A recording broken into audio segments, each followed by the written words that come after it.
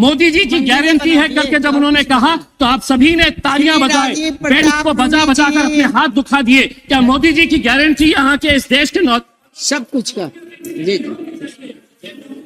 जी जी बता दे कि आज पढ़े लिखे बच्चों की हालत ऐसी हो गई है कि पढ़ो फारसी और बेचो तेल, ये हालत हो गई है। हाईली क्वालिफाइड बच्चे आज क्लर्क की, चपरासी की नौकरी के लिए अप्लाई कर रहे हैं। तो आप कहीं ना कहीं महाराष्ट्र सरकार का भी एक डिपार्टमेंट का एग्जामिनेशन हुआ है। हो गया आपका समय। एक मिनट मैडम प्लीज। 64 पोस्ट है, 64 पोस्ट है, उसके लिए 9000 बच्चों ने एप्लीकेशन दिए। श्री इम्तियाज अल जलील जी। The Public Examinations Prevention of Unfair Means Bill 2024 देर आए दुरुस्त आए। मैडम, अगर ये बिल आज से 5 साल पहले अगर आ गया होता तो 1,40,00,000 बच्चे जो सरकारी नौकरी हासिल करने के लिए, महज 1,04,000 नौकरी हासिल करने के लिए 1,40,00,000 बच्चे जो दिन और रात मेहनत किए, पढ़ाई किए, एग्जामिनेशन के अंदर बैठे, बाद में पता चला कि पेपर लीक हो गया था, एग्जाम कैंसिल हो गया। कई बच्चे एग्जामिनेशन के अंदर बैठ नहीं पाए क्योंकि उससे पहले ही पेपर लीक हो गया था। अगर 5 साल पहले ये बिल आ जाता तो इन्हें इतना खामियाजा भुगतना नहीं पड़ा होता। सवाल यह है कि 1,40,00,000 नौकरियों, 1,40,00,000 बच्चे, नौकरियां कितनी? तो 1,04,000। अगर ये पूरे के पूरे चले भी जाते तो 1,39,00,000 बच्चे तब भी बेरोजगार रहते।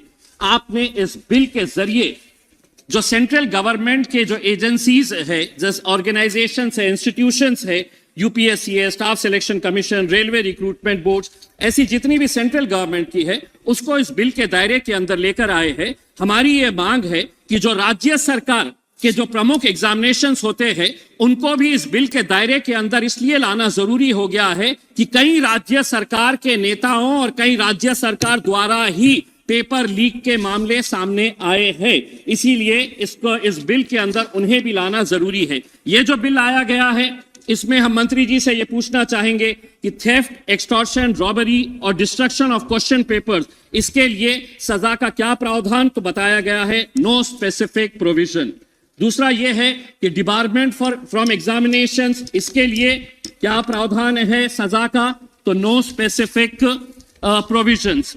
तीसरा यह है कि चीटिंग और use of unfair means by an examinee, कि अगर जो एग्जामिनेशन पेपर सेट चेक कर रहा है उसके खिलाफ अगर वो कुछ बेईमानी करता है तो उसके लिए क्या प्रावधान सजा का? तो नो स्पेसिफिक प्रोविजंस। तो हम मंत्री जी से ये पूछना चाहेंगे कि इसके बारे में क्या क्या स्पेसिफिक प्रोविजंस हैं ये बताए करके।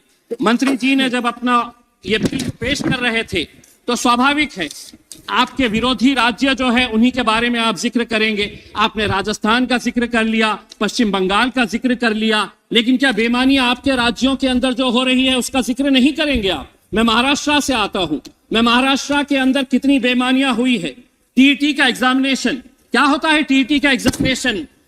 चेयरपर्सन मैडम, टीईटी का एग्जामिनेशन होता है कि जो टीचर बनना चाहते हैं उसके अंदर महाराष्ट्र के अंदर एक घोटाला हुआ, एक एक टीचर से 4-4 लाख रुपए लिया गया। पुलिस का कहना है कि 240 करोड़ रुपए का घोटाला है। शिक्षा का स्तर कितना नीचे गिर चुका है इससे आप अंदाजा लगा सकते हैं कि जो टीचर बन रहे हैं वो पैसा देकर टीचर बनना चाहते हैं। महाराष्ट्र के अंदर पिछले 2-3 सालों के अंदर कौन कौन से घोटाले हुए हैं? टीईटी एग्जाम घोटाला, म्हाडा एग्जाम घोटाला, महाज्योति एग्जाम पेपर लीक, तलाठी भर्ती घोटाला, मुंबई पुलिस भर्ती घोटाला, हेल्थ डिपार्टमेंट एग्जाम घोटाला, और पढ़ूं तो बहुत सारी लिस्ट है। ये आपको नजर नहीं आ रहा है?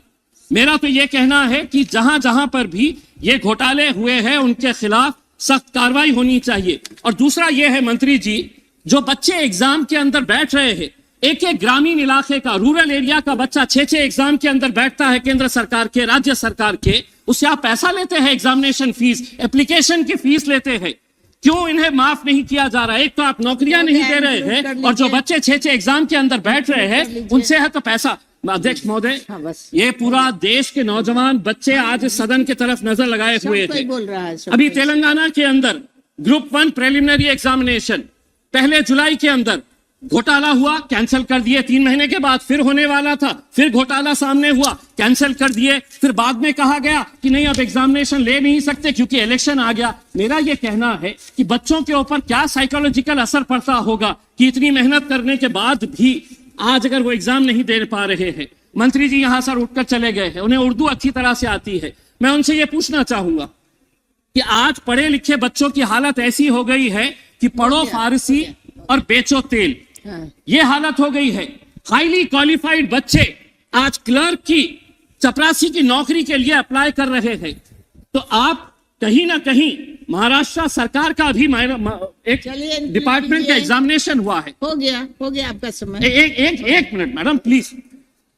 64 पोस्ट है, 64 पोस्ट है, उसके लिए 9000 बच्चों ने एप्लीकेशन दिए। तेलंगाना का जिस एग्जामिनेशन की बात कर रहा हूं 500 पोस्ट है, अप्लाई कितने किए हैं? 3.5 लाख बच्चे। मैं आपसे ये कहना चाहता हूं, मैं मंत्री जी, मैं आपसे एक सवाल करना चाहता हूं, आंकड़े आपके ही है, आपने एग्जामिनेशन सिस्टम को तो क्लियर कर दिया है, नौकरियां कितनी है ये बताइए। 2022 के अंदर इसी लोकसभा के अंदर रिटर्न रिप्लाई के अंदर ये बताया गया था कि the rush for government jobs continued unabated over the last 8 years, but less than 1% of applications received were selected. Madam, speaker madam, मैं आपको बताना चाहता हूं पिछले 8 साल का जो आंकड़ा है, 22 करोड़ नौजवानों ने नौकरियों के लिए अप्लाई किए। 22 करोड़, सिर्फ 1 मिनट दे दीजिएगा। 22 करोड़, उसमें से नौकरियां कितनी मिली है? तो महज 7,22,000 बच्चों को सरकारी नौकरियां मिली है। अच्छा बोल रहे हैं। 22 करोड़ कहां पे है और 7 लाख कहां पे है? उसके बावजूद भी आप अपनी पीठ थपथपा रहे हैं। अब मैडम स्पीकर, कल हमने प्रधानमंत्री जी का भाषण सुना, 2 घंटे तक वो बोलते रहे कि कितना अच्छा रहा है करके, हमने मंदिर बना दिए, हमने ये बना दिए, आप अपनी पीठ थपथपाते रहे। मोदी जी की गारंटी है करके जब उन्होंने कहा तो आप सभी ने तालियां बजाए, पेड़ को बजा बजा कर अपने हाथ दुखा दिए। क्या मोदी जी की गारंटी यहाँ के इस देश के सब कुछ का? जी जी बैठा जाए, प्लीज बैठा जाए, चले।